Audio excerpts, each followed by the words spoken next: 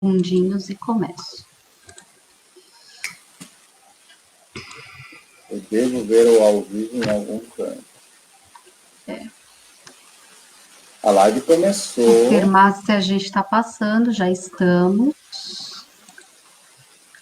Boa noite, pessoal, sejam bem-vindos a mais uma live da Direito Animal do Brasil. Essa é uma live especial, como vocês já devem ter visto nas nossas postagens durante a semana. Nosso tema de hoje é uma live mais enxuta, né? Vocês estão vendo, nós estamos em dois aqui, eu e o Marcelo Pavilenko, que é o presidente da SOS Fauna, trabalha aí há 31 anos, né, Marcelo, com fauna silvestre. 31 anos. 3 décadas e pouco. 3 décadas. E o nosso assunto hoje é um assunto especial, nós vamos falar do tráfico de pássaros, né, psitacídeos, papagaios, né? E o Marcelo vai falar mais para a gente o que significa essas aves e o início aí do período de tráfico dessas aves que se inicia agora em setembro com a chegada da primavera e a eclosão de ovos desses bichinhos. Eu queria agradecê-lo já antecipadamente, Marcelo, por ter aceitado mais esse convite nosso. Já é a segunda vez que o Marcelo aqui na nossa página, uma pessoa muito querida para a gente e que muito tem nos ensinado. Obrigada, Marcelo. Eu quero te passar a palavra já, para a gente já começar falando desse problema do tráfico e para você explicar para a gente o que é esse período, por que a gente está, né? Por que a gente está conversando sobre isso hoje. Então, por favor, fique à vontade. Boa noite a todos. Obrigado, Núbia. Eu é que não sei como agradecer a dedicação que você está tendo em relação a querer aprender sobre esse problema. Eu acho que uma das minhas maiores frustrações até hoje é não ter encontrado pessoas que querem, de repente, dar continuidade ao meu trabalho, continuar esse trabalho que ele é necessário. Eu acho que o tráfico não vai acabar do dia para a noite, não vai acabar nos próximos anos, mas precisa ter gente que precisa continuar. Obrigado por você ter aceitado querer aprender isso, a Renata, a Bruna, que está, eu nem sei se ela vai estar aqui, mas acho que vai, daqui a pouco. Eu consigo ver as pessoas que, só uma pergunta, uma aspas, eu consigo ver as pessoas que, o número de participantes? Então, a gente não consegue, inclusive o pessoal que estiver assistindo aí, vão avisando, a gente só consegue ver se a pessoa deixar um comentário. A gente não consegue ver as pessoas entrando igual a gente vê no Instagram, né? Então a gente consegue ver que as pessoas estão, que tem gente assistindo, a gente consegue ver o número, mas eu não consigo ver quem são essas pessoas, a não ser que elas falem um oi aqui pra gente. Você consegue ver o número de pessoas que estão assistindo agora? Sim, nós estamos com 7 pessoas agora. Ah, tá. Eu não aparece. Aparece. Vai subindo, vai descendo, mas aí a Rosana já deu uma boa noite pra gente. Então, o pessoal que estiver aí vai dando um oizinho pra gente, a gente consegue ver que vocês estão aqui com a gente. Então, dando continuidade ao assunto, que a gente colocou o nome, a Núbia e eu conversamos para colocar o nome dessa live de Verdes Órfãos do Cerrado. Por que Verdes Órfãos do Cerrado? Porque a gente agora, em todo mês de agosto, que antecede a primavera, a gente tem o início do período reprodutivo no Cerrado, início do período reprodutivo em geral de fauna silvestre. E nesse início do período reprodutivo, no mês de agosto, tem a nidificação dos papagaios, papagaio verdadeiro, do Amazonas estiva, entre outros psitacídeos. O que são psitacídeos? São todas aquelas aves de bico torto, arara, papagaio, maritaca, periquitos, né? E, infelizmente, os papagaios são os filhotes de papagaio são uma grande vítima do comércio ilegal de animais silvestres. Então, durante todo o mês de agosto, início do mês de agosto, existe a postura dos ovos nos ninhos pelas fêmeas, óbvio que é pelas fêmeas, não só pelos machos, né? E a partir do... Deixa eu ficar um pouquinho mais longe, senão eu fico olhando para você, no dia como eu te falei, e dá a impressão que eu estou olhando para o céu, né, vendo se está passando um cometa. Ah, melhorou. Então, você tem o início da postura dos ovos, no mês de agosto, e no final de agosto, após 27 dias, que é o período médio de eclosão dos ovos, começam a nascer os filhotes. Em meados de setembro, já com filhotes com 10, 12 dias de vida, eles já começam a ser retirados do ninho, né, para atender o comércio legal. Então, são formadas cargas em várias regiões do Brasil, onde as pessoas, geralmente do Sudeste, agora nesse período, do Sudeste, principalmente da região de São Paulo e região metropolitana, Rio de Janeiro também, Belo Horizonte e Distrito Federal também estão nessa busca, né? Campinas também é uma cidade que, infelizmente, o tráfico tem crescido muito, né? E esses filhotes começam a ser trazidos para cá, desde meados de setembro até meados de novembro. Então, você passa 2 meses tendo um fluxo violento desses filhotes sendo trazidos para a região sudeste, né?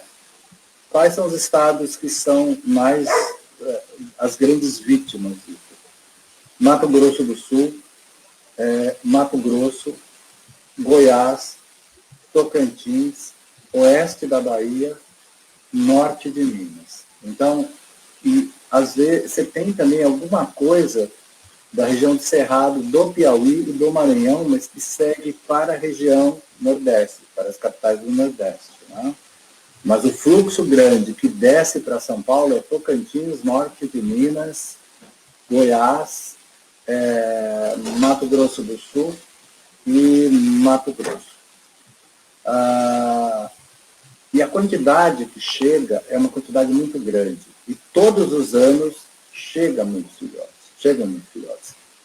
E aí você vê as notícias divulgando, fulano foi pego com 162 filhotes, não sei aonde, fulano foi pego com 200 e poucos filhotes, a gente teve um caso já com 400 e poucos filhotes, né? Geralmente a média é de 50 filhotes a 200, né? E aí você soma tudo aquilo no final do período reprodutivo, em novembro, quantos filhotes foram apreendidos nas rodovias, ou mesmo, às vezes, dentro da cidade, depende da operação, às vezes uma operação policial pode atingir, uma operação da Polícia Civil pode atingir um depósito. Você fala, chegou 1.500 filhotes, 1.800 filhotes, mas puxa, quantos bichos, pegaram muitos? Não pegaram muitos, né? A gente, infelizmente, não tem como mensurar, porque quando o crime é consumado, ou seja, tudo aquilo que chega ao consumidor final desses filhotes, a gente não tem noção disso. Mas existem ferramentas no setor de inteligência que você consegue levantar esses dados, né? Você consegue ter uma ideia do que chega ao consumidor final, uma ideia muito vaga, né? Mas aí o que você percebe? Você percebe que aqueles 1.000 e poucos filhotes que chegaram, né, que foram apreendidos durante aquele período, 1.500, 1.600, não representam nem 5% do volume total traficado. E isso é preocupante. Existe alguma estatística com relação a esse número, Marcela? É possível assim, a menos um número aproximado, tendo em vista, talvez, a quantidade de espécimes que a gente tem de papagaio, tratando, por exemplo, pegando o papagaio verdadeiro aí, que é o verdinho, né, que a gente está falando dos órfãos aí do Cerrado. A gente tem uma média de população, e dessa média de população, a partir de quantos ovos eles botam por temporada, é possível ter uma ideia da quantidade? Não, você não tem uma média de população. Você tem estudos de populações, por exemplo, determinadas populações em determinadas regiões que são estudadas. Então, a gente tem estudos de que a própria doutora Gláucia Seixas, que é uma das maiores, é uma grande especialista no papagaio verdadeiro e uma grande defensora na região do estado do Mato Grosso do Sul, Pantanal, sul mato-grossense. Ela, uma vez eu li, comentando com uma colega minha, com a Ana Paula Felício, eu acho, na Sul, e teve uma outra coisa que eu li também, de um estudo que estava sendo feito numa fazenda onde você tinha uma contagem aproximada de 1.800 ou 1.900 casais, né? Em uma só fazenda, em uma só região.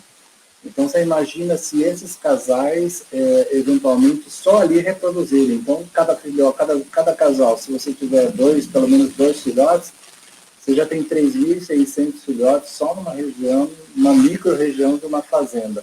Mas não tem nada que identifique essas populações de quantidade de nidificação, nem nada. Mas a gente sabe que hoje, que cada pessoa envolvida no tráfico, que chega, por exemplo, à região metropolitana de São Paulo, transportando 100, 150 filhotes, geralmente ele faz isso de 2 a 4 vezes na temporada. Ele vai e volta, ele vai e volta, ele vai e volta. E você tem centenas de pessoas só na capital paulista fazendo isso, né?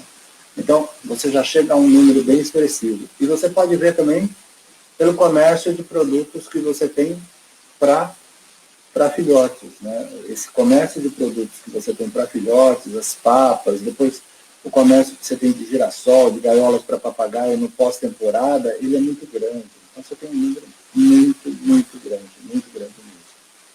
Tá. E esse destino, na verdade, quando trazem esses animais para cá, eu sei que eu já te perguntei isso, mas estou fazendo a pergunta aqui para o pessoal que está na live para se inteirar. Tem algumas perguntas aqui, estou vendo o Silvio Cabral está aqui com a gente, boa noite, Andréa Vilela. Eu já vou fazer as perguntas, vou tentar seguir aqui uma sequência, né, para a gente conseguir entender o problema. Esses animais que vêm para cá, Marcelo, eles vêm para fomentar o mercado pet? São as pessoas que procuram o silvestre como pet e elas vão em busca dessas aves? Ou tem algum outro tipo de mercado que está sendo fomentado aí com a vinda desses animais? São as pessoas que, por exemplo, hoje eu costumo falar que a tiazinha que quer ter um papagaio em casa, o papagaio que ela quer, se ela adquirir, o papagaio vai enterrar a tiazinha, né? Porque ele vai viver 60, 70 anos e ela já comprou esse papagaio porque ela já está com 50, 60 anos.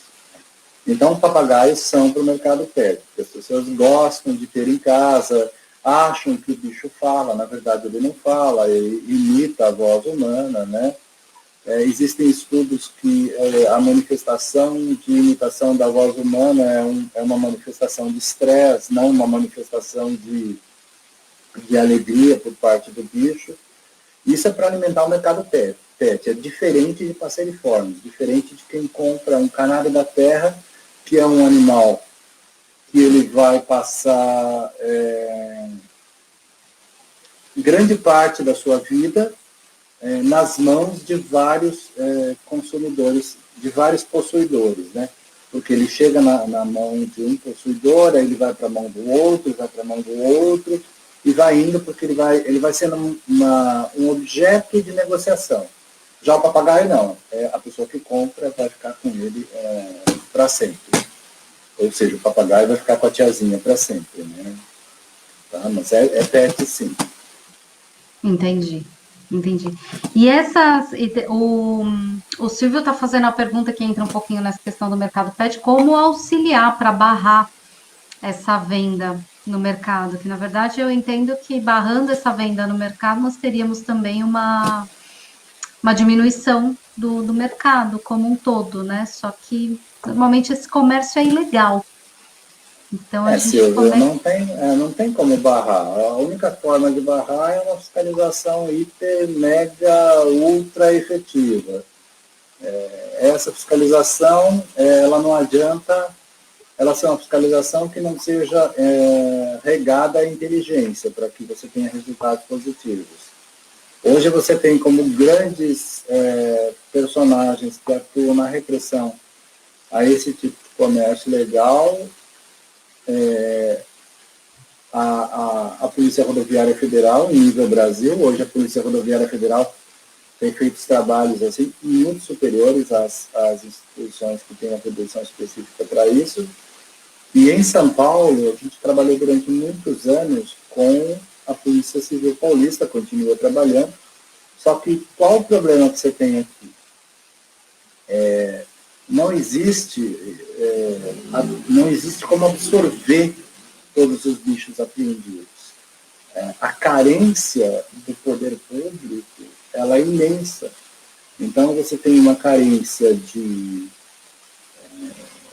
falta de recursos financeiros, de recursos humanos, de vontade, de uma série de coisas. Então, às vezes, o policial ele se sente até desestimulado a aprender, né, o Cabral, o Silvio Cabral, né? Ele se sente desestimulado a aprender. Então, a fila não anda.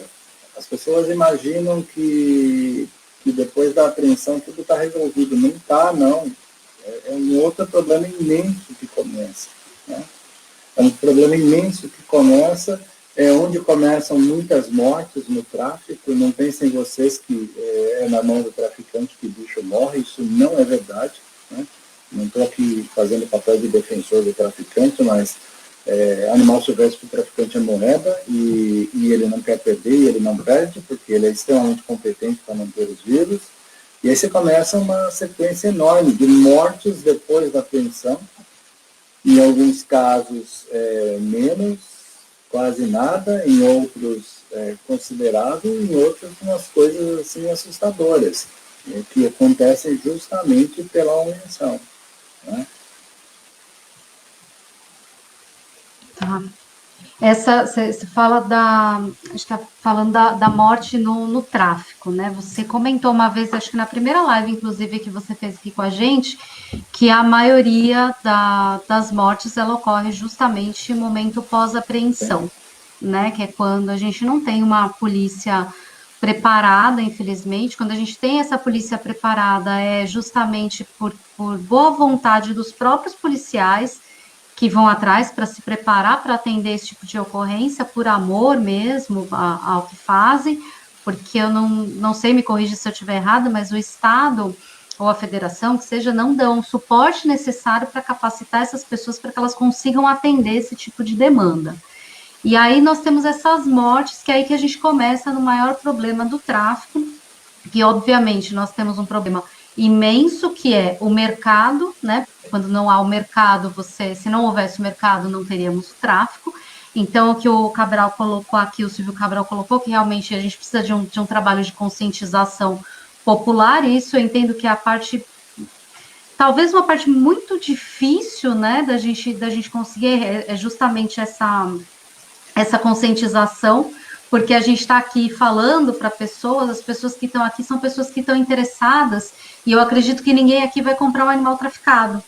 Como atingir as pessoas que precisam ouvir o que a gente está dizendo? É a parte mais difícil que a gente tem em todas as esferas, não só da proteção animal, mas de todas as causas sociais. É você chegar justamente naquela pessoa que precisa ouvir, mas ela não está ouvindo. Então, esse eu acho que é o grande desafio nosso. Só queria fazer esse comentário aí do Cabral, mas aí, para entrar um pouquinho no assunto tráfico, né? Ok, retiramos, conseguiram interceptar, a PRF conseguiu interceptar o caminhão que estava vindo com 100 e tantas aves, e aí a gente começa um problema maior, né? Que é como cuidar dessas aves. Se elas chegam ao destino, elas chegam vivas e vão ser bem tratadas, entre aspas, aí, da forma como a gente conseguiria falar de um bom tratamento a uma ave silvestre que está engaiolada. Mas elas permaneceriam vivas. E aí, o que acontece depois que a PRF pega? Como é que é feito esse destino até o destino final, que deveria ser a soltura, Marcelo? Então, o grande ator das apreensões em rodovias de filhotes de papagaio, a gente está falando em filhotes de papagaio, tem sido, durante muitos anos, a Polícia Rodoviária Federal. E cada vez se esforçando mais e mais e mais e mais e mais. O esforço deles, eu lhes garanto, porque a gente convive junto com a PRF desde 2004. O esforço cada vez é maior. E eles têm uma coisa muito interessante, que eles buscam informações. Né? Então, eles buscam informações de como proceder, o que eu posso fazer. Eu me sinto mal se eu não consigo fazer alguma coisa. E o que a gente tem feito? Desde 2015, a gente tem dado os cursos para a Polícia Rodoviária Federal, mas são cursos assim que, mesmo que você dê um curso de dia inteiro, como a gente dá curso de 12 horas, de 10 horas, são cursos assim que provocam, causam um grande desgaste no policial, e a quem dá o curso, sou eu, né? Mas são cursos que a gente dá com o objetivo de cada vez sintetizar mais, fazer bater mais nessa tecla de, olha, como proceder, quando acontecer isso, quando acontecer aquilo.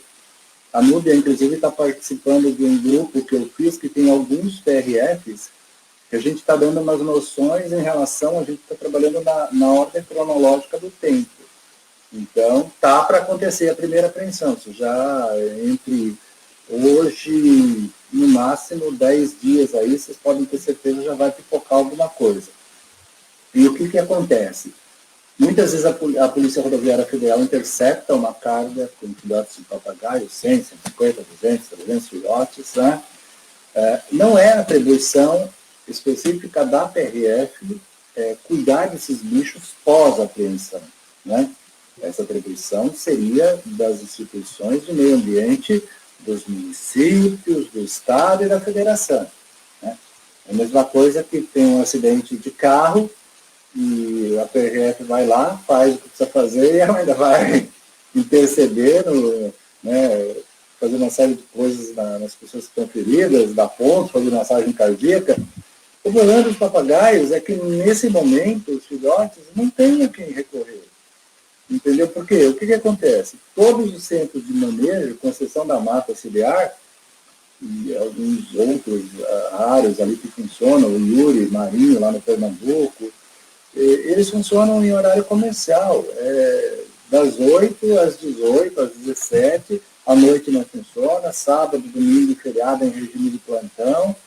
Então, é muito difícil. E a PRF, às vezes, você pega uma apreensão no oeste da Bahia, por exemplo, na cidade de Cocos.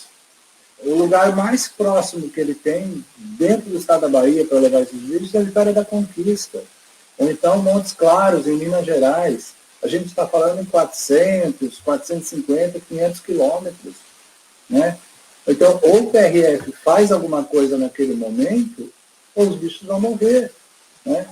Fora quando você não vê, em muitas situações a gente já acompanhou, mesmo chegando, às vezes, gente especializada em cuidar dos animais, que oferecem papas frias, papas com temperatura abaixo da temperatura que a mãe fornece, porque você tem que dar na temperatura de 34 a 38 graus o alimento, para que o bicho possa metabolizar isso, que ele possa absorver. Não, você chega, o bicho que recebeu papa fria, fubá com leite, todas essas coisas.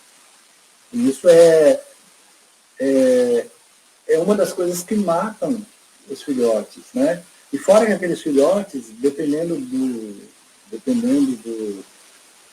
do horário que você pega, você tem que verificar papo, você vê que eu falei lá, verifica o papo, se o papo está cheio, se o papo está médio, se o papo está vazio. Se o papo está vazio, você tem que tratar imediatamente. Como é que ele vai fazer? E às vezes ele não tem, às vezes não, certamente ele não tem papo. Aí a gente está ensinando tudo lá como fazer uma papa de modo rápido e tudo. Mas isso não é atribuição do policial, mas ele está fazendo porque ele tem uma preocupação que tem que salvar esses bichos. Né? E aí você tem uma cadência de mortes imensa. Né? Fora a questão das mortes, você tem um problema também que, a partir do momento que você aprendeu uma carga com esses animais, eles vão ter uma segunda chance. Então, vamos dar essa segunda chance de maneira digna e correta para esses bichos, né? Vamos mantê-los vivos, vamos cuidar deles e vamos soltá-los de maneira absolutamente responsável do ponto de vista científico. E isso não acontece. A maior parte das vezes não acontece. E a gente luta muito por isso, e é o que a gente estava conversando antes de começar a live. Não adianta, às vezes, eu sei que tem muita gente que admira um trabalho de soltura, que o cara lá chega com a caminhonete, cheio de gaiola, abre a gaiola e solta aquele monte de bicho, e daí? E a avaliação dos resultados disso, qual foi? Ou as pessoas querem só ver os animais voando e que se lasque depois? A gente precisa avaliar os resultados do ponto de vista de função ecológica dos indivíduos que foram soltos, né? Se eles sobreviveram, se eles procriaram, né? Se eles estão se alimentando. Tem uma série de fatores que a gente precisa ver. Isso é consertando o problema, porque consertando uma caca, porque para resolver o problema, a causa do problema é a educação. A gente tem que mudar isso. É o que você falou da questão cão e gato. A gente tem que convencer as pessoas a não fazer isso, mas isso não vai acontecer do dia para a noite. Num país onde as pessoas saem sem máscara na rua para desafiar um vírus, mastiga a máscara, coloca a máscara no queixo, né? Aí você falar para ele não comprar papagaio, para ele judiar de cachorro, ele vai rir da tua cara, né? Vai achar que é bobagem, né? Ele Vai não, achar que é bobagem. a pessoa que não acredita num vírus mortal, né? Que está o mundo todo falando dele, está o mundo todo em isolamento, certamente ela também vai ter dificuldade para entender o desequilíbrio que a gente causa ao meio ambiente quando a gente retira esses animais do habitat natural e quando a gente devolve esses animais de forma errada para um habitat que não é deles. O desequilíbrio que a gente causa também pode ser mortal e vai ser, né? Acontece que o mundo não vai acabar num apagão, ele vai acabando aos pouquinhos e talvez a gente não consiga perceber isso, né? A gente para o mundo, para a lógica do infinito, né? Das eras geológicas, 50, 100, 200 anos é um pulo, é um cisco. Sim. Na história do mundo, né? Mas para a gente parece que não está passando e parece que não está acabando e que a gente não está fazendo nada de errado. Marcelo, a Andréia perguntou aqui, Andréia Vilela, eu perdi aqui a pergunta dela, mas ela perguntou se não seria possível fazer uma parceria com fazendas e poder público para receber os animais para uma possível soltura depois. E aí eu queria que você falasse também um pouquinho sobre isso, qual a destinação desses animais, né, até a soltura, e aí passando já um pouquinho dessa fase problemática aí que a gente passa para mantê-los vivos, né? Existem 3 lugares que você poderia pensar em fazer soltura desses bichos, né? O primeiro seria não, 3 não, na verdade 2 lugares. Seria em fazendas ou em unidades de conservação. Em unidades de conservação, você pode soltar papagaio? Em tese, não. Por quê? Porque a unidade de conservação, ela já é uma unidade de conservação, por quê? Porque ela já está equilibrada. Então, você não vai soltar filhotes, aves num lugar, ou qualquer outro bicho que já está equilibrado. Então, você desequilibra aqui, né? Embora o tráfico já está invadindo unidades de conservação, né? Então, você sobra as fazendas, que você mesmo citou. Aí nós temos fazendas de plantio e fazendas de gado, né? E aí vem uma pergunta, uma coisa bastante delicada.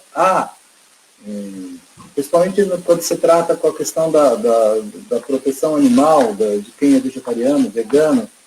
Vamos soltar uma fazenda de eucalipto, uma fazenda de milho, uma fazenda de arroz, de feijão, soja. Não dá. A gente tem que optar por fazendas de gado. Por quê? Porque as fazendas de gado são os únicos lugares onde você ainda tem vida. Toda fazenda que tem cultivo de cana-de-açúcar, por exemplo, vamos pegar Mato Grosso do Sul, cana-de-açúcar, eucalipto, soja, sorgo, milho, você não tem vida ali mais. As fazendas de gado, você tem as áreas de proteção e elas interagem com as áreas de pasto, então você ainda tem, né? Você ainda tem. É delicado? É bastante delicado. Só que eu vou um pouquinho além. A Elisângela fez até uma... A Elisângela Sobreira, lá de Anápolis, de Goiás, a Elisângela vai me puxar a orelha, porque ela me pediu um negócio que eu acabei não conseguindo mandar para ela. Ela falou cadastrar a tua área rural para a área de soltura do IBAMA. Primeiro, Elisângela, em relação à questão de soltura de papagaios, eu acho que não é simplesmente cadastrar uma área.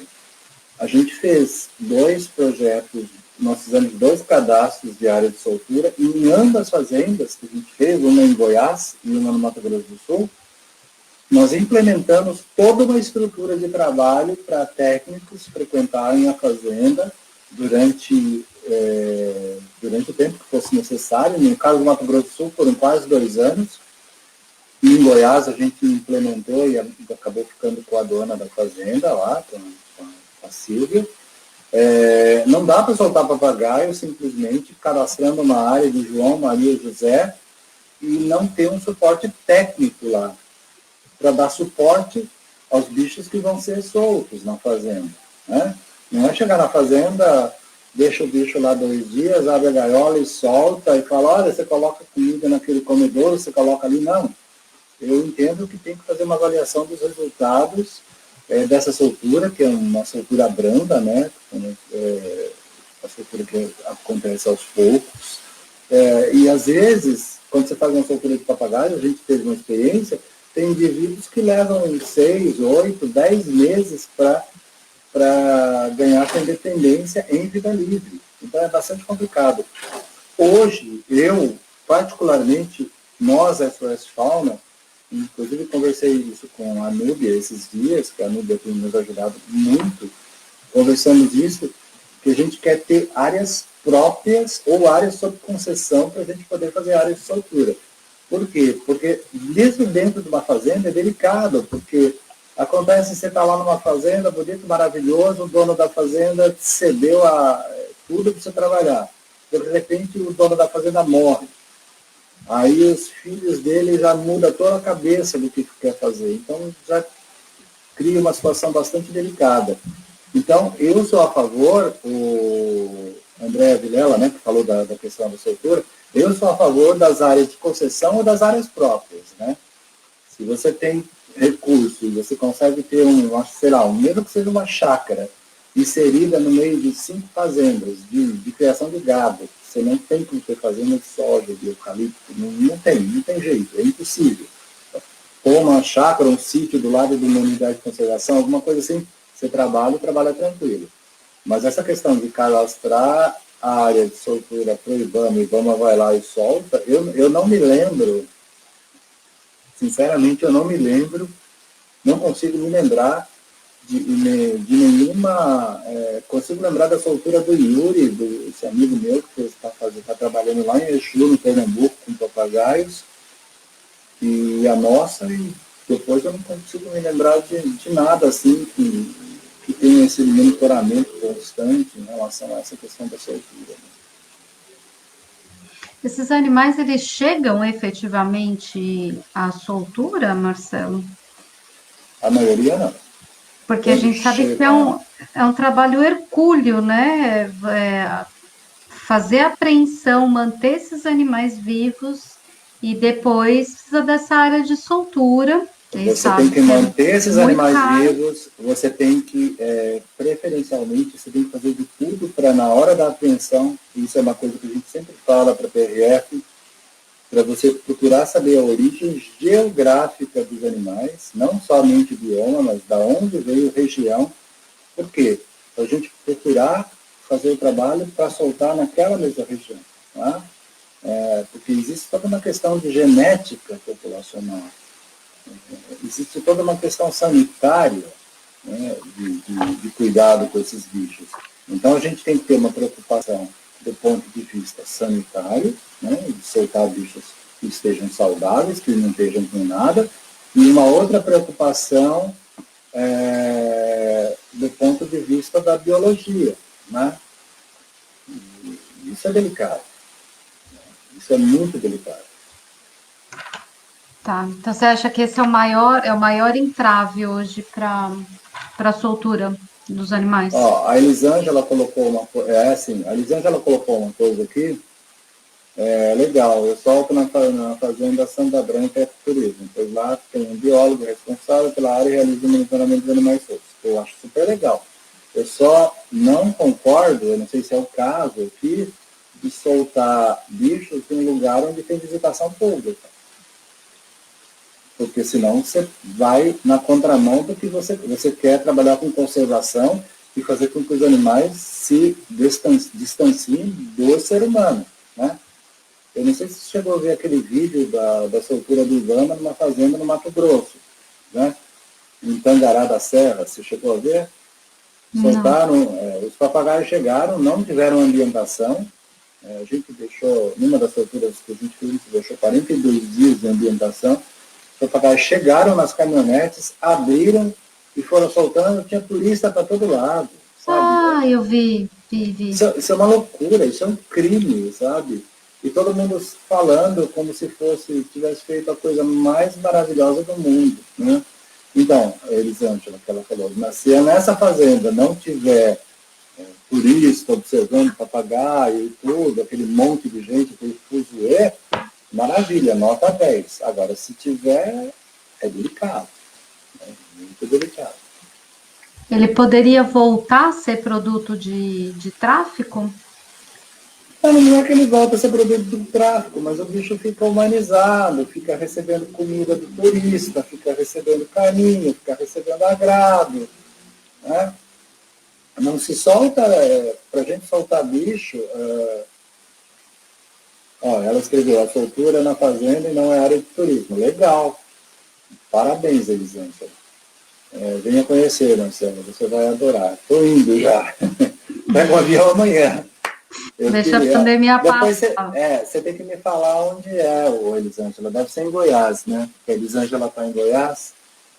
E eu acho bem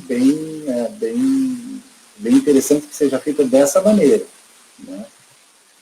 Mas é o que eu falo, a gente tem que lutar por áreas de concessão para que a gente possa ter autonomia para fazer essas coisas, né? E aí, passando para um outro ponto aqui que a gente tinha anotado, Marcelo, o judiciário nisso tudo. Porque nós temos algumas pessoas aqui comentaram, acho que o Silvio Cabral comentou, acho que a Andrea também, a Dani também,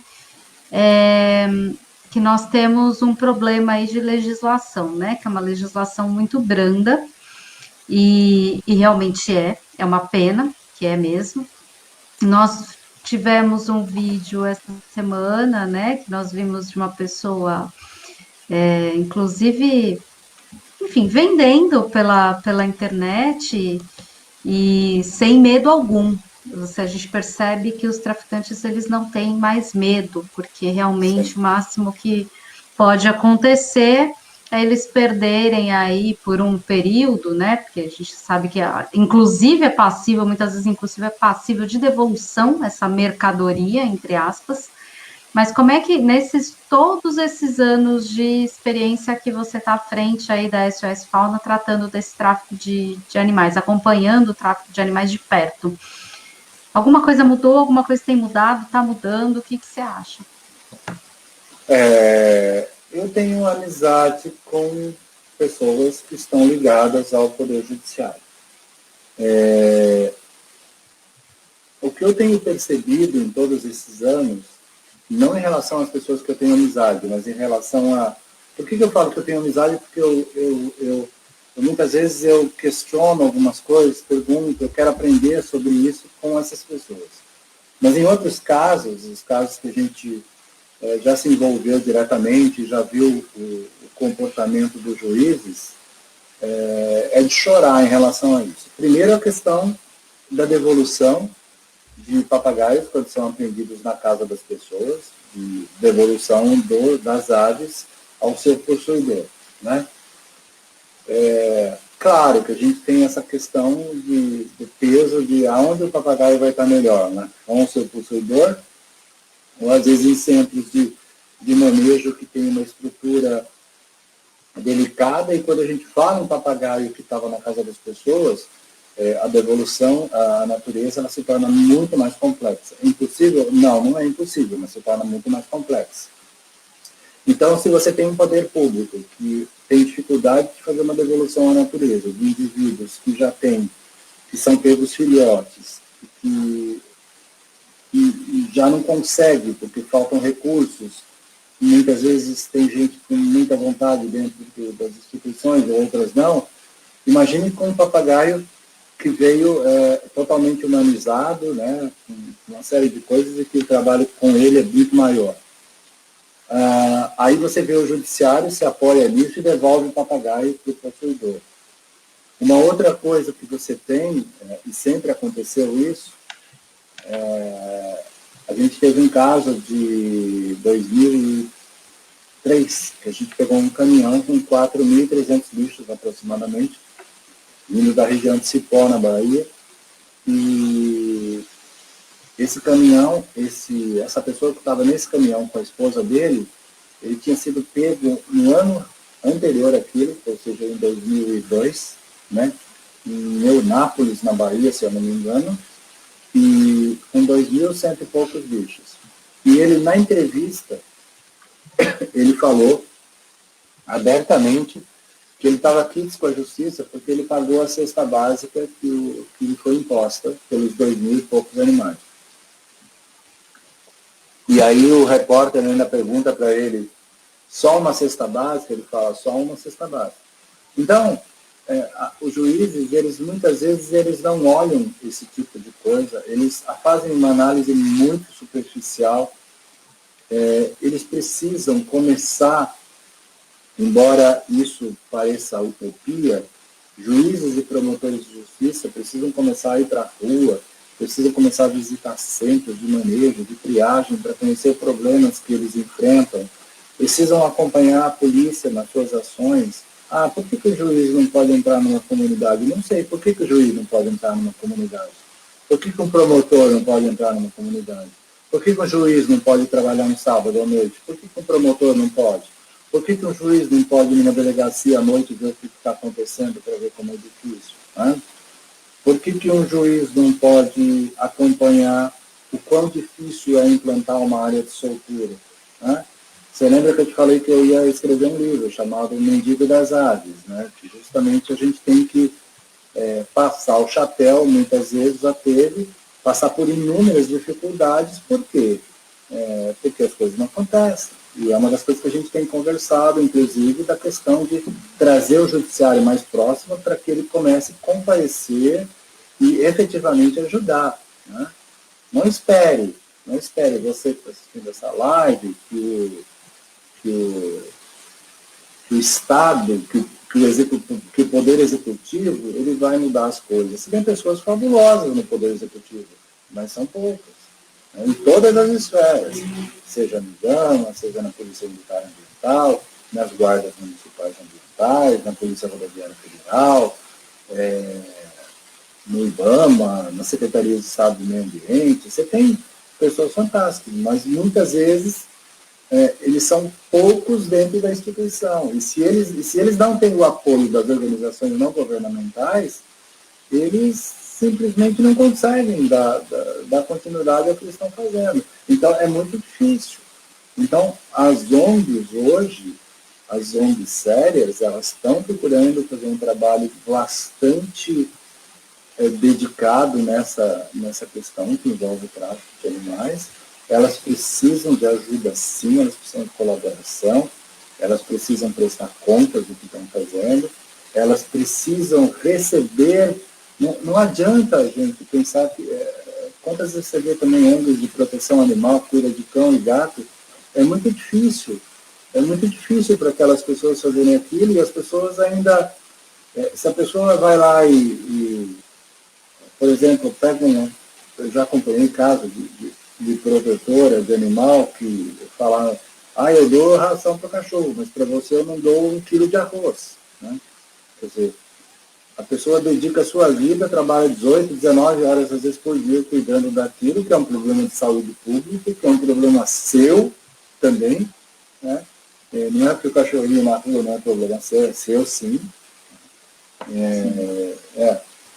Então, as coisas precisam começar a acontecer nesse sentido, né? Tem uma amiga, Juliana Camargo, da Ampara Animal, ela começou a fazer, há 5 dias, 6 dias, começou a fazer uma campanha para ajudar animais do Pantanal e queimados, e ela está tendo um sucesso maravilhoso. A gente fica muito contente com isso. Só que isso é muito difícil. A gente teve um caso daqueles bichos lá do Rio de Janeiro, da nossa amiga Letícia, né? A gente conseguiu canalizar aqueles bichos, que eram 10 araras vermelhas e 68 papagaios, para o projeto de soltura em Goiás. A primeira fase do projeto custava 33 ou 32 mil reais. A gente conseguiu arrecadar nem 10%. Sim. E sem contar, assim, que quando a gente fala de uma tragédia, como está acontecendo no Pantanal, né, que foi o aumento das queimadas que realmente está chamando a atenção, não que elas não existiam antes, porque eu já ouvi isso, mas sempre existiu. Tá, mas a gente está falando de aumento parece de 240%, o último percentual que eu vi, que é um negócio estarrecedor.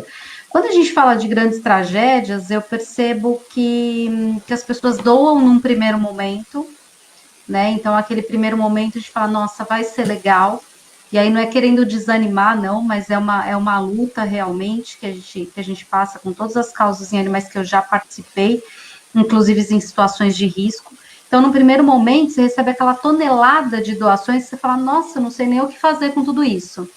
Só que o problema, ele não vai se extinguir em 10 dias, em 20 dias. Não. E as doações, elas cessam, porque as pessoas vão esquecendo do problema e vai diminuindo. Quando você vê, você continua com aquele monte de animais para tomar conta, para cuidar, precisando de comida, precisando de medicamento, de cuidados veterinários, e as doações pararam de pingar porque as pessoas se esqueceram do fato. Então, isso é uma coisa que a gente... Tomara que elas não passem por isso, tomara que essa operação aí Pantanal, eu vi um conhecido também, que eu vi que eles estavam se arrumando para ir para lá, para fazer o resgate de fauna, eu acho um trabalho maravilhoso, e tomara que, assim, são muitos voluntários, são pessoas lindas que eu conheci lá em Mariana, quando eu estive lá, eu vejo pessoas que toda vez que acontece uma tragédia dessa, são pessoas que estão dispostas a colocar a mochila nas costas e partir para salvar esses bichos. Só que essas pessoas precisam de ajuda também. E essas pessoas precisam viver, né? Elas precisam comer, elas precisam dormir, elas precisam estar bem para salvar. Elas precisam estar bem. Elas precisam salvar esses animais. A questão psicológica das pessoas, quando lida com esse tipo de coisa, ela é muito afetada. Existem duas coisas, a gente conversou até sobre isso em relação às transações penais, aos taxas e tal. Existem duas coisas para a organização não governamental ela poder ir para frente. Ela pode fazer um projeto para arrecadar 80 mil reais, por exemplo. É um projeto que ele tem que ter começo, meio e fim. Olha, eu preciso construir um laboratório para análise dos exames assim, de silvestres, e isso e aquilo. Peguei o recurso, construí o laboratório está pronto, está aqui. Começo, meio e fim. Eu preciso de um recurso de 110 mil reais para implantar uma área de soltura em Gurupi, no Tocantins. Está aqui. Fomos, se deslocamos, construímos, pronto, a área de soltura está pronta, prestou contas, está aqui. Agora, dar manutenção... eu recebi uma apreensão de 126 filhotes de papagaio. A gente está precisando de todo tipo de ajuda. Aí vem ajuda de tudo que é lado. Né? Depois para. É o que você está falando. Um exemplo bem claro disso, lembra do caso, não sei se você se lembra do caso dos porcos que a Cíntia Pratini Do Rodoanel, né? Do Rodoanel que ela recebeu, a Cíntia conseguiu levantar em 4 dias 284 mil reais. O dinheiro foi embora, os porcos continuaram lá, né? E ela passou e ainda passa certamente por inúmeras dificuldades. Como suporte, como seu papagaio, então é uma dificuldade. O que você tem que fazer nessas situações? É um conselho meu com esses 31 anos vivendo, sofrendo.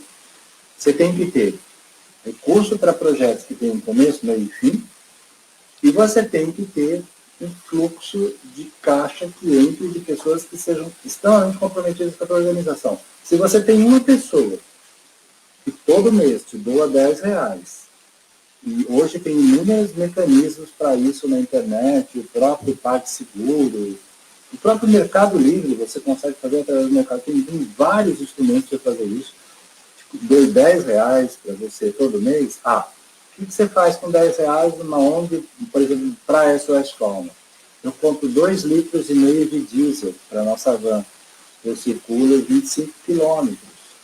O que eu faço com R$10? Eu pago 3 pedágios aqui da Regis, por exemplo. O que eu faço com R$10? Eu pago, sei lá, eu consigo comprar um pacote de papa para papagaio. Então, essas coisas, esse dinheiro, esse fluxo de caixa que entra, é um fluxo para poder dar manutenção à organização, né? Não tem como você... Não dá para ser voluntário, como disse o nosso veterinário Celso, professor Celso, voluntário até a página 2, dali para frente é difícil, né? As pessoas, é o que você disse, as pessoas precisam estar bem e precisam ganhar para isso, né? Não dá para você fazer uma campanha, às vezes você pega uma pessoa, uma ideia aqui para vocês, vai fazer uma campanha, poxa, dá uma porcentagem para a pessoa que vai coordenar a sua campanha. Tem tanta gente boa de marketing, tem tanta gente que nem marqueteiro, às vezes nem é formado em publicidade ou marketing, e de repente o cara tem um jogo de cintura danado, né? Porque você incentiva, dá um recibo, olha, paguei R$3.500 para fulano porque ele me ajudou assim, está aqui, olha. Né? As contas estão aqui, estão emprestando, né? Então, eu não acho que não é demérito nenhum, né? Eu já vi muitas ONGs com resistência de pagar pessoas, funcionários, inclusive, que trabalham nas ONGs, né? Às vezes até para limpar caninho, gente, se ficar esperando de voluntário, vocês vão morrer na praia, precisa pagar, precisa ter uma folha de pagamento, né? E me parece que agora algumas pessoas estão conseguindo se conscientizar de que isso é necessário, porque entendo, durante muito tempo, mesmo as ONGs, quando pedem o dinheiro para pagar coisas, né? E aí a gente falando até um pouquinho das ONGs em geral, eu cito as ONGs que eu tenho mais contato, que é de cachorro e gato. Quando você fala, a gente está precisando de ração e medicamento, parece 1 tonelada de ração na sua porta. Mas a gente precisa fazer uma vaquinha, R$10 cada um para pagar a conta da clínica. As pessoas somem. Ela paga R$100 num saco de ração para deixar na sua porta, mas ela não contribui com R$10 na vaquinha para pagar a conta do veterinário. E alguém tem que pagar essa conta do veterinário. Eu não sei se as pessoas acabam achando que o profissional não tem que receber, eu não sei ainda qual que é. A gente precisa fazer um estudo sociológico dessa situação. Por que doar comida as pessoas têm mais facilidade, seja para humano, seja para cachorro? Nós já pegamos situações, por exemplo, falando de cachorro ainda, né? Que você vai atrás de uma denúncia de maus tratos, por exemplo, você tem uma casa inteira precisando de ajuda, você tem a família passando fome. E aí a gente faz a campanha para arrecadar o alimento. Você vê que o animal ele não está maltratado intencionalmente, ele está porque realmente a família não tem o que comer e o cachorro também não, né? E aí você faz uma campanha, as pessoas doam comida, mas as pessoas precisam pagar água, precisam pagar luz, precisam pagar aluguel, estão para ser despejados. Então, dinheiro é muito difícil realmente arrancar das pessoas, arrancar no bom sentido que eu falo, né? As pessoas têm essa resistência em fazer a doação do dinheiro. Marcelo, voltando para o nosso assunto, que a gente estava, que eu acabei fugindo agora um pouquinho, mas só para, né, para a gente terminar esse assunto das doações e como sobrevivem, o que comem, né, como fazem as ONGs, o Reinaldo, deixa eu ver, Reinaldo Amaral, ele fez uma pergunta aqui que eu achei muito interessante, algo que eu estava pensando desde o começo do vídeo. Se a atividade comercial legalizada, e ele coloca muito bem entre aspas, é uma farsa ou um ramo do tráfico para dar um certo ar de coisa legal. É o que você estava falando aí dos criadores comerciais, a gente sabe que tem criadores aí legalizados de aves, né? E mas a gente não cai um pouco naquela história, quem nasceu primeiro, o ovo ou a galinha? Como é que esses primeiros animais dos criadores foram legalizados? Hoje a gente sabe que não é possível legalizar, mas você precisa de uma matriz, né?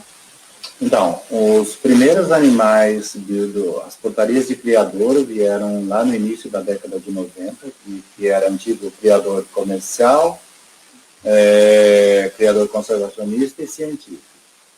As primeiras matrizes de criadores comerciais, elas vieram do tráfico. São animais que são apreendidos, que estão numa situação, pegamos José da Luz com 32 araras canindé em situação ilegal. José da Luz tem suas araras apreendidas, né, pela instituição ambiental. A instituição ambiental resolve enviar essas araras para Maria, que Maria é a criadora. Essas araras passam por uma situação de ilegalidade, imediatamente para uma situação de legalidade nas mãos de Maria. Sai de José da Luz e vai para Maria. Né?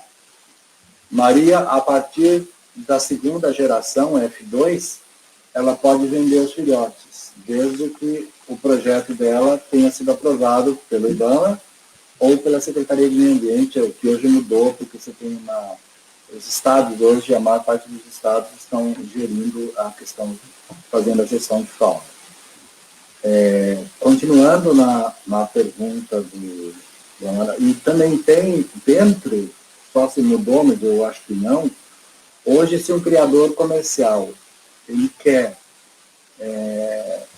iniciar uma criação comercial e ele não tem matrizes, ele, através de uma documentação, ele pode conseguir autorização para capturar na natureza para ter essas matrizes, né, para a criação comercial.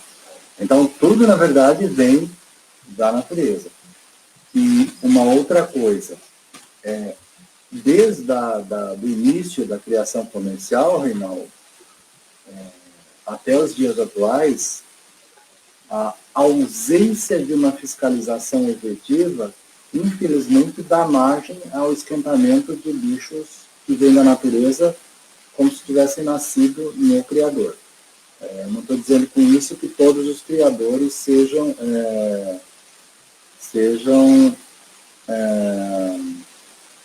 enrolados ou coisa que vale, né? Eu não sou favorável à criação comercial, eu sou favorável à criação científica, com o propósito de cumprir científico.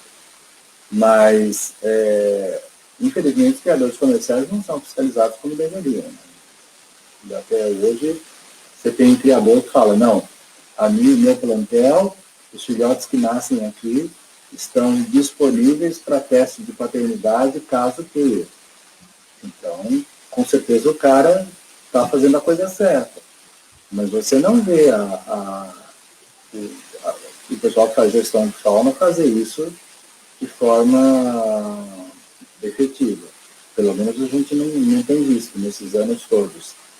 A portaria de criador comercial já tem mais de 25 anos. Né? Então é isso, a pergunta do Reinaldo. Então pode... Tá. O Silvio tinha feito uma pergunta também de cobrança de taxas. Acho que é da que a gente estava falando de doação, né? Eu acho que depende o meio, Silvio, se for através de débito automático, bancário, o banco talvez cobre alguma taxa ou fixa por pacote, aí acho que vai depender do tipo de serviço, né? o PayPal, eu sei que tem alguns que são, que é um percentual de taxa, acho que vai depender da forma. O Vaquinha também, Você está falando enfim. no caso de campanhas Eu ou acho, de associação? eu acho que foi de campanha, está um pouquinho mais atrás aqui a pergunta que ele tinha feito, né? Se esses meios hoje eles cobram taxa das ONGs, então eu acho que na hora que a gente estava Eles falando das cobram, mas doações. eu acho legal que você pelo menos consegue fazer um recurso, né? Não, e tá tudo bem, a gente tem que pagar a taxa de qualquer maneira, né? Claro, eles também Recebendo estão ou não. cedendo a plataforma deles para você fazer isso, né? E tem, por exemplo, a campanha da Juliana, ela tá indo super bem, ela muito, muito, muito bem. Aí agora, eu até conversei com uma pessoa que está nos ajudando, isso se deve ao quê? A questão dos animais do Pantanal, a questão dela ser muito conhecida, e ela é uma pessoa bastante legal, ou as duas coisas juntas, ou as pessoas estão em casa e estão querendo doar, né, por causa da pandemia, não sei se isso é possível ou não, né? Depois eu conto uma história para vocês bem interessante, é, um dia, sobre uma questão do que é doação, de como a doação funciona e o que é doação e o que é interesse, né? O interesse, quando eu vou me beneficiar de alguma coisa, eu ponho a mão no bolso. Se eu não vou me beneficiar, se não vem nada material para mim, eu não ponho. Né? É bem interessante isso. São Sim. Dimas. O Dimas A acabou de Dimas, entrar grande aqui, né? Dimas. A criação comercial fez, inclusive, lobby no Panama para tirar questões de bem-estar da proposta da resolução da lista PET. Eles não estão preocupados com a fauna ou a conservação, como alegam. É, A gente conversou sobre isso hoje, né? Muito rapidamente. Tem alguns. Acho que depois todos os casos foram depois do caso da serpente, né? Da Naja, que picou, que mordeu, picou o menino lá, enfim, o eufemismo, né? O moço, o estudante, o traficante. E aí ensejou alguns projetos, aí o pessoal começou a protocolar projetos tentando defender a fauna silvestre, mas a gente sabe que alguns projetos já tramitaram aí nesse intuito e eles acabam perdendo a força, sofrendo emendas, e na hora que chega lá na ponta, ele chega como chegou alguns projetos aí que nós estamos vendo de animais que acabam contemplando, tanto na esfera civil quanto na esfera penal, que acaba contemplando aí cães e gatos. É um passo? É um passo, mas assim, eu fico realmente insegura se esse passo à frente que nós estamos dando para os animais domésticos, ele não pode significar um retrocesso gigante para os animais silvestres e animais de corte, de fazenda, por exemplo. Não, não sei, eu acho que a gente podia começar a pensar nisso, né? O ah, Silvio falou que, na verdade, a pergunta dele foi justamente para tentar auxiliar nisso. Silvio, acho que a Dani deixou, a Dani Freitas está aqui, ela é da Direito Animal do Brasil, deixou o celular dela. Se você puder passar o celular, a gente faz aí o contato, o contato com a Marcela Elenco para você ajudar a SOS Fauna. Toda ajuda é bem-vinda. A Letícia falou, como ele é branco de classe alta, é chamado de estudante. Realmente, eu acho um absurdo. É que a gente também não pode chamar de traficante porque ele não respondeu ainda, né? Não transitou em julgado a é, sentença perante a Constituição, a gente não pode chamá-lo de bandido. o Dimas a gente se conhece. Só para você ter ideia, o Dimas, se estiver aqui ainda, eu acho que está, mas o Dimas a gente se conhece desde a época que o Dimas era repórter do Diário Popular. Né? Conheceu o Diário Popular? Lembro Faz de nome, eu acho que eu tempo. era bem criancinha. Então, então a gente sempre, o Dimas acompanhava, divulgava nossas matérias e tudo. E sabe, a coisa não muda, então a gente tem que lutar agora para mudar. As organizações não governamentais, elas precisam fazer um papel diferenciado nessa questão, né? Junto com as instituições públicas, com as pessoas de bem dentro das instituições públicas, e a gente precisa dar a volta por cima nessa questão. o Dimas sabe, eu tenho feito várias matérias com o Dimas aí nos últimos meses. A gente está... É questão de dias, de horas, a gente vai ter a primeira apreensão de filhote de papagaio, né, que é o foco do que a gente está falando aqui. E não sei o que vai acontecer. Porque, principalmente agora, meu Deus, com essa questão da pandemia, está tudo muito mais parado.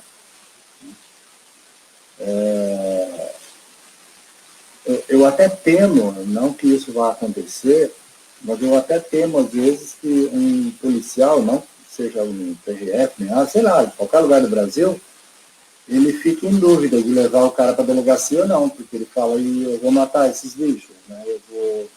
O que vai acontecer? Eu já ouvi uma vez, há muitos anos atrás, dois policiais falarem isso. Eu preferi deixar o cara embora, né? Porque se eu levasse ia dar problema. Então é delicado.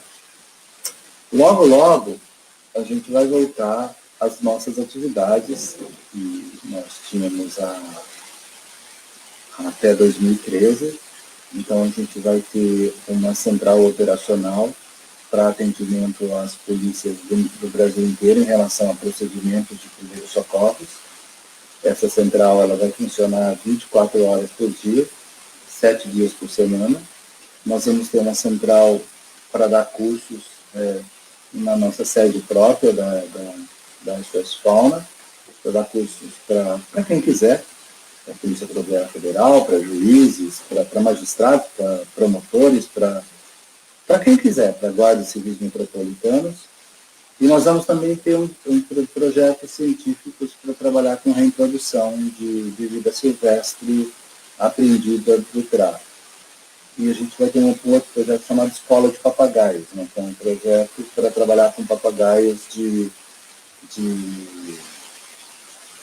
longo tempo de cativeiro, né? Que já viveu na casa da tiazinha, está lá 10 anos, 15 anos, 18 anos e por aí vai. Né? Mas pode ir perguntando, vamos lá. Quero ver as dúvidas. Forma...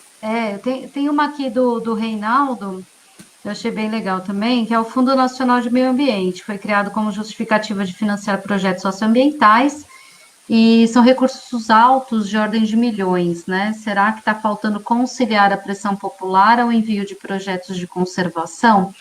Você tem alguma experiência, Marcelo, com envio de projetos a esse tipo, não necessariamente o Fundo Nacional de Meio Ambiente, mas algum fundo, seja ele estadual ou municipal, que seja, para envio de projetos? Já teve sucesso em algum tipo de... Não, eu já cheguei a enviar projetos, mas não tive. Eu tive um projeto com uma instituição inglesa uma vez.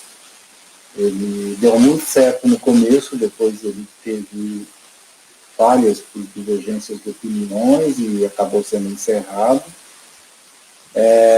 Mas, dentro do Fundo Nacional de Meio Ambiente, Reinaldo, eu sei que realmente procede essa informação, que existem milhões lá dentro e que esse recurso ele tem essa questão de ficar represado lá e não sai. Mas eu também sei que as questões burocráticas ali, são imensas. Né? São aquela coisa de você... não que, às vezes a ONG, ela... Não no nosso caso, mas eu já vi casos... Alguém comentou aqui de a ONG não tem uma documentação legal, alguma coisa... Então, às vezes a ONG tem aquela documentação, mas eles pedem tanta coisa, Reinaldo, mas tanta coisa, que você não consegue preencher aquilo. Né? Eu não lembro do nosso caso, acho que a gente já acabou uma vez olhando essa questão do Fundo Nacional do Meio Ambiente, depois desistiu, eu não lembro porque, mas faz muito tempo atrás, Reinaldo, muito tempo. Acaba desanimando, né? Porque é tanta burocracia, você fala, nossa, vamos gastar tanto para fazer esse projeto e conseguir esses recursos que realmente é complicado. Vamos lá, o Dimas falando dos 19 PLs, estão pensados ao PL resultante da alteração do artigo 29. Infelizmente, a sociedade não pressiona o poder Poder público. público. Eu, eu acho realmente que nós temos um problema de pressão popular e esse não é só o caso da questão dos animais, não. A gente tem um problema de pressão popular generalizado, né? Nós não chegamos ao que chegamos no Brasil em todas as esferas aí de necessidades e poder, fazendo pressão. Nós realmente somos um povo passivo, né? Não é nem pacífico. Pacífico eu acho uma palavra boa. Nós somos passivos diante de tanta coisa que a gente sofre. E a questão dos animais é só mais uma dessas frentes que a gente não está acostumado a pressionar, né? Nós, eu digo, enquanto povo, enquanto sociedade, precisamos sim organizar essa luta, né? A gente fala muito do lobby mesmo, lobby do bem, que a gente precisa começar a fazer isso, e a gente começa a fazer isso já nas nossas câmaras de vereadores, Assembleias Legislativas do Estado e Congresso Nacional, né? Como que a gente faz isso? Como é que a gente articula isso? Acho que a gente tem que aprender isso para ser cidadão, né? Mas realmente eu vejo que os projetos vão perdendo a força por conta de interesses que a gente tem dentro das bancadas, não só no Congresso, se a gente pegar a Câmara Municipal e for votar alguma coisa para animais, você vai ter vereador ali que vai ganhar dinheiro em rodeio, por exemplo, você vai ter sempre alguém interessado em permanecer o que já existe, né? Especialmente na legislação de animais que são tão utilizados aí de tantas formas, instrumentalizados. A Letícia pergunta aqui, uma pessoa que cria há anos um papagaio, ela não quer mais criar em uma gaiola, etc. Qual seria o procedimento? Então, Letícia, ela não quer criar mais uma gaiola, ela quer criar de que forma? Porque as pessoas elas se preocupam muito com a liberdade do bicho, mas não se preocupam com a função ecológica do bicho. Então, hoje, é o que eu falo, se você pega uma apreensão hoje de 200 filhotes de papagaio, e depois que você aprendeu, você vai lá e torce o pescoço de todos eles, então que você vai fazer isso, não mudou em nada, porque a caca já foi feita, ela não é retirada da natureza. Esse papagaio também. Então, não adianta você, de repente, dar liberdade ao bicho sem fazer ele voltar a ter suas funções ecológicas. Uma coisa que a gente tem pensado nesse sentido, eu não sei quando ela fala criar gaiola, qual é o procedimento, se ela quer entregar o bicho ou não. Né? Eu acho que, na verdade, acho que é mais, não quero mais criar em gaiola. Estou entendendo, se a Letícia puder explicar para a gente, mas estou entendendo realmente a soltura, né? A soltura. Então, Letícia, hoje, para você não consegue pegar um papagaio e trabalhar num projeto de soltura para um papagaio. Porque quando a gente fala em soltura, a gente está falando de uma soltura de, no mínimo, 800, 900 quilômetros daqui de São Paulo. Se é que esse papagaio está em São Paulo, não sei onde é que está. Para você soltar um papagaio, você tem todo um procedimento que você tem que fazer. Você tem que ter uma área de soltura, tem que ser uma área de soltura cadastrada, ou se não, você tem que ter uma determinação judicial que você vai soltar esse bicho, uma autorização judicial com responsáveis técnicos nisso aí, um médico veterinário e uma bióloga, e por aí afora. Não é tão simples assim, é bastante complexo. Né? Por isso que eu falei, o poder público não faz. O que é mais simples com filhotes, tem dificuldade de fazer, imagina com o papagaio da tiazinha. Por isso que o juiz devolve o papagaio para a tiazinha, porque ele vê justamente essa questão. Né? Teve uma pessoa... Né? Que é uma meios, na verdade, desse papagaio não chegar na tiazinha, né? Não depois mas aí já chegou, não tem jeito. O Silvio falou uma coisa aqui, ó, o governo deveria criar uma lei que os vendedores legais e empresas que exploram o segmento fossem obrigados a destinar parte dos seus recursos para a criação de projetos ONGs e afim. Os vendedores legais de animais silvestres, pelo menos eu desconheço, eu já fui procurado há muitos anos atrás para quererem fazer algo, mas assim, algo muito muito sem sentido, uma coisa louca. Isso aí não dá nem para conversar aqui, que dá um livro. Obrigado a destinar... legais não, quando ele falou empresas, toda empresa, ô Silvio, tem o seu passivo ambiental, né? Não existe nenhuma empresa que gere seus recursos, que ganhe dinheiro, sem que ela tenha requisitado, em algum momento ela tenha ido na natureza retirar alguma coisa para poder ganhar dinheiro. Tudo. Né? Esse mouse aqui, ele, com certeza, ele veio de coisas da natureza. Então, todo mundo retirou alguma coisa. Só que na hora de devolver para a natureza, ninguém devolve. Por isso que eu não acredito na palavra sustentabilidade, que tanto se fala por aí. O que é sustentabilidade? É tirar 70 e devolver 70. Não tem ninguém que tira da natureza e devolve aquele mesmo tanto para a natureza. Então, essa questão de papo de sustentabilidade, salvo raríssimas exceções, para mim é tudo balela, conversa fiada, porque não é simplesmente um marketing, uma palavra bonita, e sustentabilidade e tal. Não tem sustentabilidade, quer dizer, salvo raras exceções, né? Sim, virou um meio de marketing, né? Porque a gente está realmente numa era que o importante não é ser, é parecer. Então, eu coloco uma palavra de efeito, uma frase de efeito, que a minha empresa é sustentável, está preocupada com a sustentabilidade do planeta, e isso soa bem, né? E, enfim, as pessoas compram, as pessoas consomem isso, né? Nós vemos em diversas marcas aí, né? Por exemplo, uma discussão que se tem, né? Produtos vegetarianos e veganos feitos por indústrias que exploram animais, Sadia, Seara e tal. É um nicho de mercado. A gente não pode esquecer que as empresas que usam desse tipo de artifício, elas estão preocupadas em não perder nem aquele nicho das pessoas que não consomem carne. Não é uma pessoa que está exatamente preocupada com a sustentabilidade do planeta. Não está, porque se tivesse, não faria o que fazem, não poluiriam o que poluem, né? Em troca de lucro, e lucro em cima de lucro apenas, né? Então, nós temos grandes empresas aí que compraram essa ideia, que as pessoas acabam engolindo também, né? O greenwashing aí que a gente fala, que é o que realmente usar essa pintura aí para fazer da empresa a boa moça, né? Da sustentabilidade, que na verdade não é. Bom, eu não sei se alguém tem mais alguma pergunta. Marcelo, vamos caminhando para o final. Eu queria que você fizesse aí algumas considerações de tudo que a gente conversou. Não sei se ficou alguma coisa para trás, do que a gente precisava ter falado. Quantas pessoas aparecem para você? Quantas pessoas estão na live? Agora estamos em 10. Chegamos a 20, estamos em 10 agora. Tá.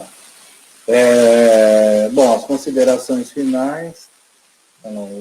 Dimas escreveu o discurso dos trabalhadores, está na criação comercial legalizada sob o pretexto de reduzir a demanda de animais. Esse aí também é um, né? Isso, na verdade, eu sei e você sabe, né, Dimas, que esse discurso é para boi dormir, que não é essa questão. Que nenhum criador, o criador científico, eu até poderia dizer que ele trabalha com propósito de conservação, né? Ou ele está estudando uma espécie para verificar, ou ele está tentando reproduzir em cativeiro, para soltura e por aí afora, mas os outros não. Então, as considerações finais é para dizer que eu estou muito contente com uma grande aproximação que a gente está tendo das pessoas com relação a essa preocupação agora do início do tráfico de filhotes de papagaio, né? Porque você vai divulgando e as coisas vão aparecendo. Agradecer mais uma vez a Núbia, ao auxílio fantástico que ela tem dado a gente. Agradecer você por estar querendo aprender comigo, né? Quer dizer, eu procuro passar para a Núbia todo dia, passo um pouquinho de coisa para ela, até tem uma preocupação de não sobrecarregar ela de informação, e ela pega as coisas muito rápidas, né? e as outras pessoas que também têm me acompanhado, né? E é isso, pessoal. Eu acho que todo mundo tem que focar na questão de captar recursos e de poder fazer as coisas em nome das organizações, igual a Elisângela. A Elisângela faz um trabalho legal lá em Anápolis, mas dentro de uma instituição pública, que acho que é a Secretaria Municipal de Meio Ambiente de Anápolis, né, Elisângela? Mas também devem faltar recursos. Então, você vê o estado de Goiás, que é um estado que certamente vão retirar um monte de filhote do teu estado agora, nos próximos 2 meses, Elisângela. E poderia ser diferente, né? Poderia, de repente, ser interceptado até em Goiás, poderiam nem ser retirados, né? E o que vocês recebem em termos de filhotes apreendidos poderia talvez ter maior ajuda para que vocês pudessem conseguir fazer muito mais por isso, né? Eu não sei se a Elisângela trabalha em setas lá em Anápolis ou não. Eu sei que então, só voltando, porque eu desviei um pouco. Então, essa questão de que a gente foque nessa questão dos filhotes de papagaio agora nos próximos 2 meses, tá? É isso que eu ia te falar. A gente acabou não falando sobre isso, assim, de que forma as pessoas conseguem ajudar. Nós sabemos que tem um trabalho aí muito grande da PRF, que são pessoas especialmente atentas a esse tipo de caso, né? A gente sabe que mais por coração do que por obrigação, porque, enfim. Exato. Mas como é que as pessoas que não são da PRF, elas conseguem ajudar? Porque acho que a gente fica todo mundo meio perdido. O que eu poderia fazer? Né? Uma das Eu vou coisas... denunciar o papagaio da vizinha, não denunciar o papagaio da vizinha? Mas a denúncia do papagaio da vizinha é a denúncia daquele papagaio que é um só. Depois vai dar aquela briga judicial lá na frente, você tem toda essa questão dessa problemática. O que a gente pede, o principal que a SOS Fauna da equipe para todos, é que divulguem cada vez mais essa problemática. Que a gente precisa captar recursos, principalmente com associados, né? Para projetos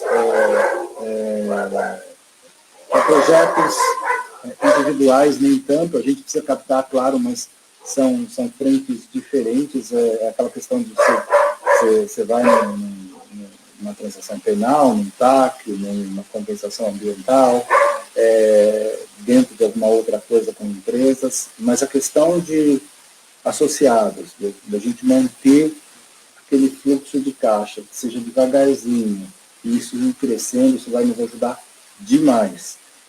E cada vez mais divulgar essa questão, né, do tráfico de filhotes, que está acontecendo, que a problemática é séria, que muitos morrem depois de apreendidos, que a gente pode fazer diferente, que a gente pode soltar, que a gente pode fazer um trabalho bonito, né?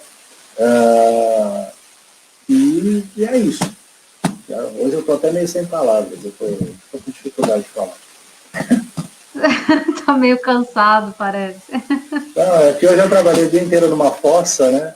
Literalmente na fossa. Trabalhando demais e é um período realmente que acho que ninguém gostaria, ninguém que está na proteção animal, seja de qual animal for, gostaria de estar fazendo isso, né? Todo mundo gostaria de não precisar fazer isso. A gente gostaria de ter uma vida que não precisasse fazer esse trabalho de conscientização, que as pessoas fossem naturalmente respeitosas com os animais e com a natureza. E tem dias realmente que a gente se sente muito cansado. Cansado. As ONGs só nascem porque o governo é ausente nessa área, né? É o que você falou, a gente gostaria de não estar precisando fazer isso, né? Justamente. E é uma coisa interessante, porque existe um bichinho que pica a gente e que faz a gente se preocupar com coisas que não têm a ver com a vida da gente. Ou seja, a minha vida não faria sentido se eu não fizesse algo como a gente faz pela questão de vida silvestre. Eu sinto um imenso prazer quando eu consigo ajudar alguém, né? quando eu consigo, mesmo que não seja totalmente desvinculado da questão fauna silvestre, eu me sinto bem quando eu consigo ajudar alguém, quando eu consigo dar uma informação, quando eu consigo fazer uma doação, ou qualquer coisa que valha, eu fico muito contente com isso. Muito, muito mesmo. Né? Mas nem todo mundo é assim, né, amor? Não, não. Eu acho que eu acho que sou meio acometida mais por. Hoje, mais, eu não sou o tipo de pessoa que tem o discurso, gosto mais de bicho do que de gente, porque eu entendo que isso também seria especismo, né, da nossa parte. A gente tem que gostar de gente sim, porque a gente também é bicho. Nós somos só animais um pouquinho mais complexos e mais perdidos, né, quanto à nossa própria natureza do que alguns outros animais. Mas hoje me dá mais prazer fazer o trabalho em prol dos animais não humanos, né? Eu falo que para os humanos eu ajudo no que eu posso e quando eu tenho tempo de ajudar. Os animais eu faço o contrário, eu arrumo tempo e eu faço o que eu posso e às vezes o que eu não posso fazer para tentar ajudar. Mas é uma questão de escolha. Eu acho que tem muita gente precisando, tem muito bicho precisando. Eu acho que se todo mundo pudesse dedicar um pouquinho do seu tempo, ninguém ficava sobrecarregado e a gente podia até mandar o governo aí as favas, eles que se entupissem aí de dinheiro do jeito que eles querem. Mas acho que se a gente conseguisse se organizar enquanto sociedade civil, cada um cuidando um pouquinho, né, do outro, assim, e esse outro, humano ou não humano, eu acho que a gente seria capaz de fazer muito mais do que a gente faz hoje. Alguns anos atrás, há muitos anos atrás, você olhava para uma pessoa e você admirava aquela pessoa porque ela era bem sucedida na vida. Olha, fulano trabalhou muito, tem aquela casa bonita, tem carro, tem casa na praia, tem não sei o quê. Hoje, pelo menos a minha admiração, eu consigo admirar muito uma pessoa quando ela pode ser bem sucedida ou não, mas quando ela faz algo que seja, quando ela tem um legado, quando ela tem uma missão, por menor que seja, né? Que ela faz algo que ela vai ser lembrada aqui, né? E ela faz algo que não seja por ela. Essas pessoas eu tiro o chapéu, sabe?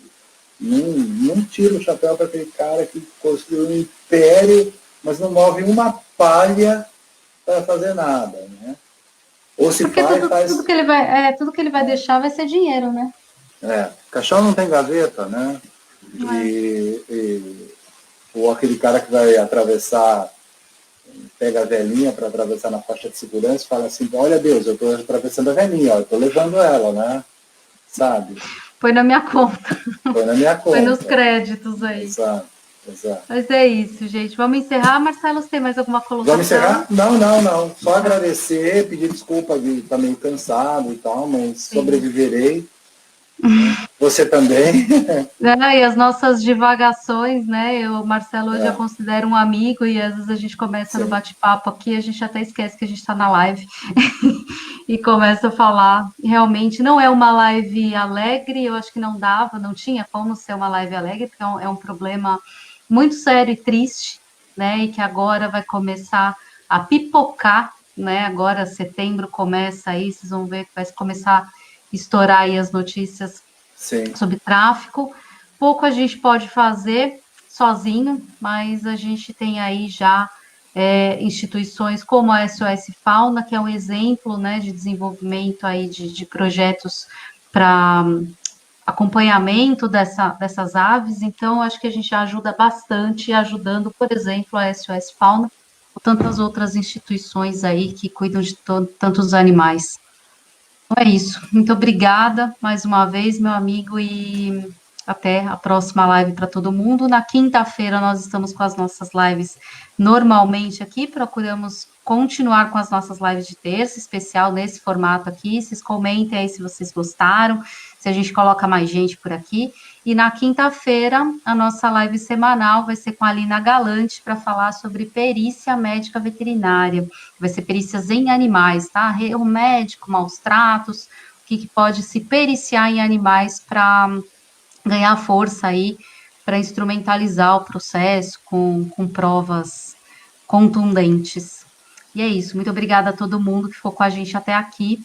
Um abraço e boa noite para vocês. Um abraço, obrigado para todos. Tchau, tchau.